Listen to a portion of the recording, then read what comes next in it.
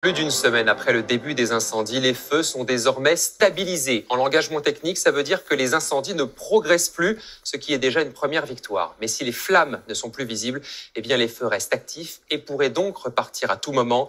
Prenons d'abord un peu de hauteur. Les images vues du ciel sont impressionnantes. Elles permettent de découvrir l'ampleur des dégâts. Anne-Claire Poignard. Sur des kilomètres et des kilomètres, une forêt carbonisée. Vu du ciel, on mesure l'ampleur du désastre. Certaines maisons comme ici sont passées tout près de la catastrophe. Dans la région de Landiras, le feu a ravagé des parcelles entières, frôlant parfois des villages. Par endroits, la forêt fume encore, signe que la bataille n'est pas encore gagnée. Au sol et dans les airs, les rotations continuent. Les choses vont mieux. Vraiment, par rapport à ce qu'on a connu, c'est pas parce que ça va mieux que le feu est pour autant fixé. Donc le feu à la Teste de Bûche comme à Landiras, ils ne sont pas fixés. Pendant plus d'une semaine, à Landiras, comme ici à la Teste de Bûche, les départs de feu se sont multipliés. Mais depuis quelques heures, ces départs sont moins nombreux. Au sol, le traitement des lisières commence à porter ses fruits. Vous, voilà, votre rôle, c'est de passer l'eau là où c'est sec Où c'est sec, où il y a des fumerolles et où il y a des risques que ça se propage. Un travail de patience, car là où le feu couve sous la terre, les pompiers doivent souvent repasser plusieurs fois. Puisqu'on essaye d'inonder au maximum, et la température du sol, la température de l'air, les vents font que le sol s'assèche rapidement. Donc on fait plusieurs rotations, on a plusieurs véhicules qui le font et on surveille surtout les points chauds. Les pompiers entament ce soir leur 10e nuit de lutte. En Gironde, plus de 20 000 hectares de forêt. Non loin de là, au pied de la dune du Pilat, le constat est amer pour le directeur du camping des Flots Bleus. Là, c'est le carnage. Voilà ce qu'il reste du chalet où Franck Couder habitait. Les mobil-hommes récemment refaits à neuf ont été totalement calcinés par l'incendie, tout comme la plupart des pins de ce site classé. C'est notre coin de paradis, c'est pas que le camping, parce que nous on y habite ici, donc forcément ça fait mal au cœur de voir autant de dégâts. La responsable du bar n'a plus de mots, alors que la saison venait à peine de commencer. Et là, tout est détruit. Le matériel, les murs. Là, il n'y a plus rien. Une épreuve, car il faut maintenant rembourser les vacanciers et sans doute licencier du personnel, avant de reconstruire avec l'aide d'entrepreneurs locaux. Ouais, là on a beaucoup d'entreprises qui nous appellent, qui nous disent on vient vous aider gratuitement. On a des gens qui nous ont appelés là aujourd'hui. Nous on est en congé pour 3 semaines, on ferme l'entreprise, on est prêt à venir vous aider gratuitement. Enfin c'est exceptionnel. L'équipe du film Camping tournée ici a également envoyé des messages de soutien. Un élan de solidarité qui donne du baume au cœur et l'espoir d'une réouverture dès l'été prochain. Et on vous retrouve en direct du Pilat. Hugo Pufnet, bonsoir. Les autorités ont-elles donné des consignes, des conseils aux habitants afin de rentrer chez soi en toute sécurité ? Oui, Jean-Baptiste, parce que si tout semble sous contrôle, les particules des fumées dégagées par l'incendie sont retombées sur toute la zone. L'Agence régionale de santé fait donc quelques recommandations élémentaires. D'abord, ne pas nettoyer sa maison avec un aspirateur ou un pulvérisateur au risque de soulever la poussière. Mieux vaut utiliser une serpillière humide.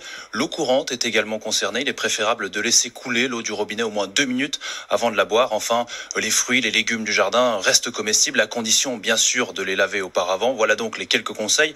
Pour ceux qui ont la chance de pouvoir rentrer chez eux, cela concerne 2400 personnes dans le secteur de Landiras et 3000 ici au Pilat-sur-Mer. Les autres, vous le voyez derrière moi, devront attendre la levée des barrages des forces de l'ordre, peut-être quelques jours encore, selon la préfecture. Merci beaucoup Hugo. Et lors de son déplacement en Gironde, Emmanuel Macron a estimé qu'il fallait plus de Canadair pour lutter contre les incendies. Un investissement qui pourrait se faire dans le cadre européen. Alors en attendant, il faut se contenter de la vingtaine d'avions bombardiers d'eau de lutte contre les incendies dont dispose la France. Certains pilotes nous ont raconté ces dernières journées éreintantes. Reportage sur la base de Nîmes avec Manon Harib et Émilie Cizarol. 10 jours d'incendie en Gironde et les Canadair sont au cœur du dispositif de lutte contre ces feux. Un balai incessant réalisé par des pilotes comme Jean-Marc Mathéo. Il revient de 2 jours d'intervention, 120 largages et des heures de vol, les yeux rivés sur son tableau de bord. Ce système de largage d'eau, c'est le cœur du Canadair qui va permettre de connaître en temps réel la capacité de chaque soute et d'effectuer les largages.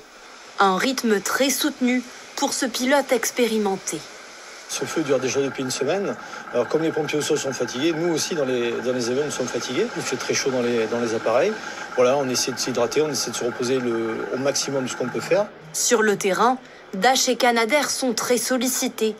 En Gironde, ils effectuent entre 12 et 14 rotations par jour. Quand on rentre après des chantiers comme ça, après 8 heures de vol et autant de sollicitations, on peut rentrer avec des pannes mineures sur l'avion. Et à ce moment-là, c'est la mécanique qui va intervenir le soir pour rendre les avions disponibles le lendemain. Des appareils soumis à rude épreuve qu'il faut quotidiennement entretenir pour tenir la cadence. C'est un avion de ligne. Ils ne sont pas habitués à faire autant de décollage et d'atterrissage dans la journée. Donc les trains sont très sollicités, aussi bien le train principal que le train avant. Donc on regarde tout ce qui est la partie métallique, l'état des pneus, qui souffre pas mal quand même avec tous les atterrissages qu'on fait. La sécurité civile l'assure, l'utilisation importante de ces avions ne provoque pas plus de pannes majeures et n'affecte pas le nombre d'appareils en service. Mais ces incendies poussent à revoir la stratégie des moyens aériens. Il est vrai que les questions qui sont posées sont au regard de l'avenir, de l'évolution avec les changements climatiques. Derrière, on est dans une démarche globalement de remplacer, de moderniser et effectivement d'augmenter en partie avec les financements complémentaires européens pour avoir un peu plus de moyens. Pour lutter contre les incendies, l'Union européenne a promis de financer de nouveaux avions. La France en dispose aujourd'hui de 21. Si le feu ne progresse plus, environ 2000 pompiers restent mobilisés pour tenter d'éteindre définitivement ces incendies sur le front, de jour comme de nuit. Le témoignage de ces soldats du feu démontre l'intensité extrême des flammes qu'ils ont dû combattre. Propos recueillis par Nicolas Bidard et Germain Ballet. Commentaire Marc de Chalon. Plus de 20 000 hectares brûlés en 9 jours.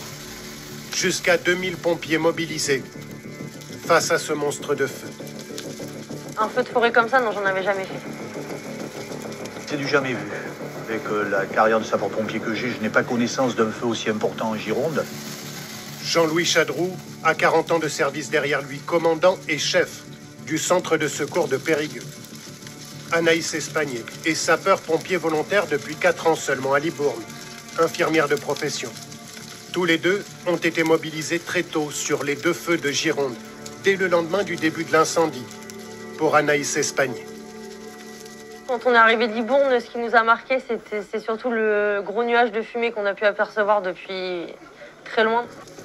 Les pompiers venus d'ailleurs découvrent un terrain sable difficile et surtout un feu d'une force inouïe. Le feu et le vent poussaient tellement fort qu'il a fallu retirer nos véhicules, retirer nos moyens. On écoute les ordres, on essaye de donner le maximum, mais on voit que le feu progresse. Et on voit au fur et à mesure qu'on avance, toute cette forêt qui est noire, qui est calcinée. On se dit waouh, qu'est-ce qui s'est passé quoi. Les jours passent, la canicule s'installe. Les soldats du feu se fatiguent. On croit avoir un petit peu pris un peu le dessus sur le sinistre, et puis finalement on se rend compte que non. Le vent change complètement la donne et ça repart, donc ça c'est usant.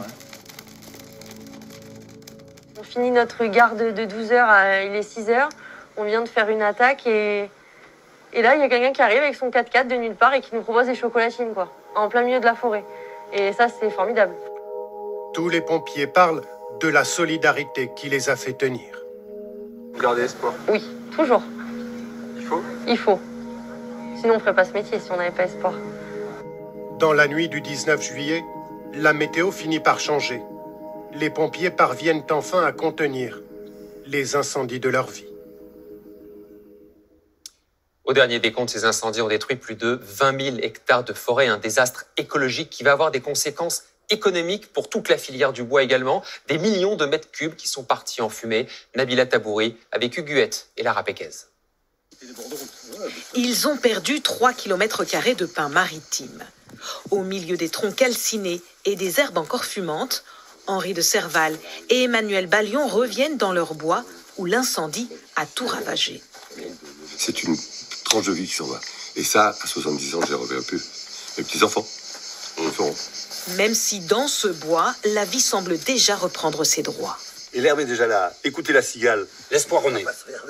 Pour ces deux propriétaires forestiers, il est encore trop tôt pour évaluer les pertes, mais elles pourraient s'élever à des centaines de milliers d'euros. C'est de la perte sèche. On espère, mais nous ne sommes pas sûrs, de pouvoir récupérer du bois de papeterie pour essayer de récupérer une petite recette pour essayer d'avoir les fonds pour replanter. Au total, 2 millions de tonnes de bois ont été brûlées. Lorsque l'incendie sera totalement maîtrisé, une course contre la montre va s'engager pour tenter d'en sauver une partie. On aura 4-5 mois pour l'exploiter, pour éviter qu'il se dégrade encore plus. Et donc, exploiter plus de 2 millions de tonnes dans des conditions qui sont quand même particulières rapidement, ça va aussi mobiliser des engins dans ce bois brûlé qu'on n'aura pas pour les bois verts. Autre impact, le manque de bois qui menace cette fois les scieries. Voilà donc ici l'outil de production à l'arrêt depuis hier, par faute de matières premières. À une quinzaine de kilomètres du brasier de Landiras, Anthony Garbaille a cessé son activité et renvoyé ses salariés à la maison. 9 personnes sans travail depuis ce matin, donc on espère que ça sera temporaire et que ça aille le plus vite possible, qu'on puisse retrouver une activité normale. Mais il devra encore patienter. L'accès au massif forestier est pour l'instant interdit par arrêté préfectoral. C'est toute la filière bois de la région